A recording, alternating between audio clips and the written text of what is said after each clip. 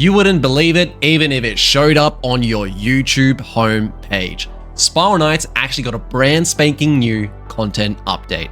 Just in time for June 3, the architects behind the Clockworks have invented weather control, but for some reason they think crack cocaine is rain. Damn, that rhymes, that's kind of sick. I'll be taking you through everything you need to know before you hop in and grind yourself some new overpowered guns. So I hope you'll bear with my sick voice because I've got some fully sick things to show you in game. I'm sorry, I really am sick though, this video might kill me. But I'm not as sorry as you should be because only 9% of the people who watch these videos are subscribed. I'm trying to get to 1 million subscribers as a Spiralknights YouTuber, so I don't know, let's see if we can get 0.2% of the way there. And if you stick with me, at the end of this video, I'll show you the easiest way to farm the new event. Though admittedly, it's probably gonna get patched from the game, so before it's gone, let's get started. You like spikes? The premise behind the event is that a shimmering storm is rolling through the Clockworks, leaving these beautiful trails of golden aurora borealis that appear only in the arcade. These can appear in any floor where there's a chance for constructs to spawn. That's the monster family constructs, not constructs like a house or a home or a loving family, but things like mechanites, scuttlebots, and lumbers. And where there's an aurora borealis, these mysterious spikes of shimmering acceleration will begin to spawn in. If an enemy picks one up, they gain a % bonus in health, damage, and speed, increasing for each new pickup up to a maximum of 4. After the 4th, any additional pickup will be turned into a missile that will be shot at you, similar to a Gremlin Mortifier. Enemies drop spikes on kill, and you can also pick up spikes before they pick it up to deny the bonus stats. You don't get any combat bonuses yourself, it's just turned into a material for your inventory. This essentially adds a new twist to fighting in the Clockworks, the premise being that you want to pick up spikes before your enemies, changing the way that we approach fights. Remember, the more the enemies stack spikes, the tougher they are to kill, and at some point this becomes a real problem. They hit like a truck, zoom around at Mach speeds, and will tank a full blitz charge with no issues at all. It's a lot of fun to test how enemies are affected, and I'm sure we're going to see some real gimmicky situations being posted around. So, what's the point of all this? What's the reward for the player? Well, well, well. Are you an American? Do you like guns? Spiral HQ have finally delivered on a not very well kept secret, the disc gun. This thing has been hidden away in the game files for over 7 years, and it's finally come out to play. With a few tweaks, we now have a brand new line of guns, the Slicer. Slicers have a 3-shot combo with each bullet acting as a boomerang, dealing bonus damage on the way back. At 4 and 5 star, the gun starts to shoot 2 bullets per shot, doubling its strength. It's super effective at keeping enemies at bay with heavy damage and heavy stun infliction.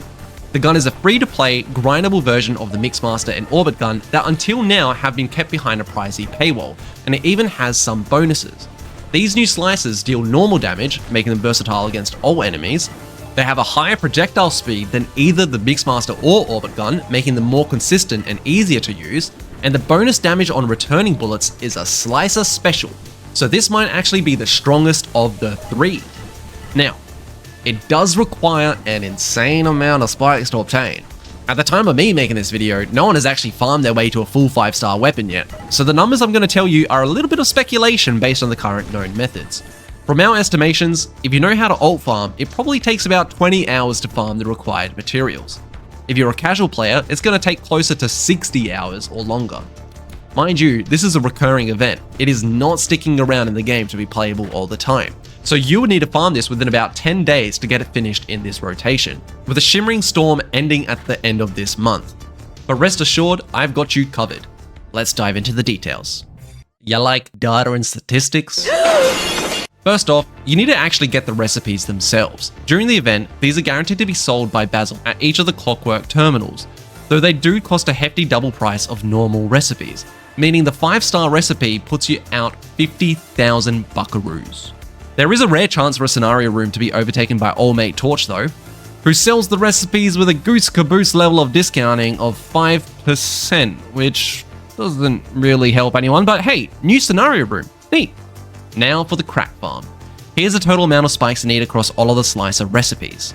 300 tiny spikes, 700 small spikes, 1,700 medium spikes, 3,500 large spikes, 1,000 huge spikes. Hi, can I take your order? 55 burgers, 55 fries, 55 tacos, 55 pies, 55 cokes, 100 tater tots, 100 pizzas, 100 tenders, 100 meatballs, 100 coffees, 55 wings, 55 shakes, 55 pancakes, 55 pasta, 55 peppers, and 155 taters.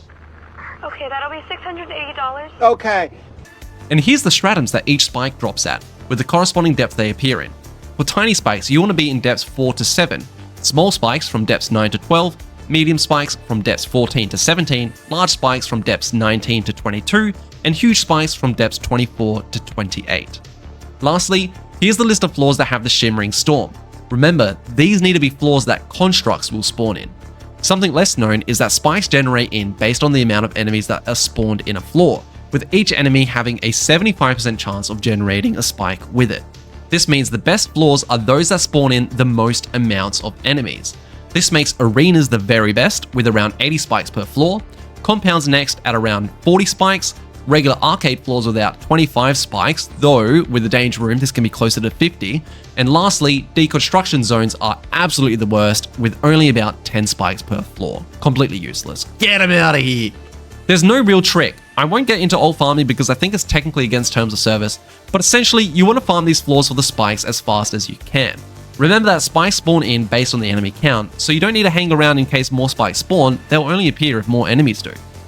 And that brings us to my super secret tip that is the easiest way to farm spikes. Find a danger room that has respawning enemies. Apparently, this only works with respawning bomb heads. I'm not sure if that's true, but from testing, we can confirm this doesn't work with respawning turrets or mini enemies. Nice thing with bomb heads is that they self-combust, so it makes them very easy to farm. While this isn't the fastest way to farm, it is by far the easiest and most brain dead, which means that you can just chill out, chuck your favorite SK tuber in the background, cough cough me, and watch the sparks roll in. Thanks for watching everyone, shout out to Rexy Sexy, Master Chong, The Cruisin' Exomnus, and Couch Gaming, and anyone else I blatantly stole information from. Let's go get some crack.